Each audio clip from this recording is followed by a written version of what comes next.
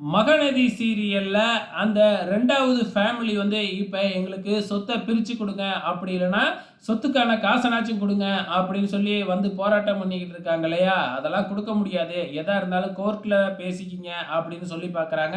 காவேரி, விஜயும் அங்க வந்துடுறாங்க. எவ்வளவோ சொல்லி பார்க்குறாங்க. ஆனா போக முடியாது.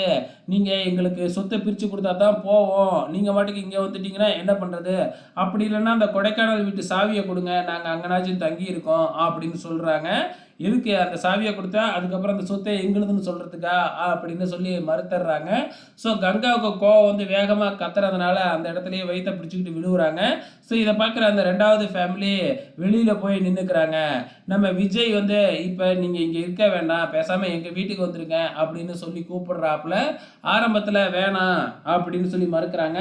ஆனா கங்காவோட சூழ்நிலைய பார்த்து, நம்ம இப்பொழுதைக்கு அங்க கொஞ்ச நாள் இருப்போம் அப்படின்னு முடிவு எடுக்குறாங்க.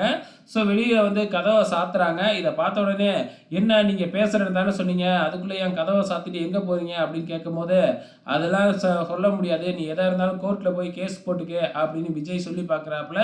விஜய தடுத்து நிப்பாட்டுறாப்புல கிருஷ்ணன். உடனே விஜய் இருந்துக்கிட்டு, "ஆமா இவர் பெரிய வீரரு, சூரரு" அப்படின்னு தள்ளி விட்டுட்டு, "போடா" அப்படின்ட்டு கிளம்பி போறாங்க. கிளம்பி போறப்பவே வந்து அங்கேயும் வந்து நின்னாங்கன்னா என்ன பண்றது? அப்படின்னு சொல்லி நம்ம காவேரி எல்லாமே கேட்டுக்கிட்டு இருக்கிறாங்க.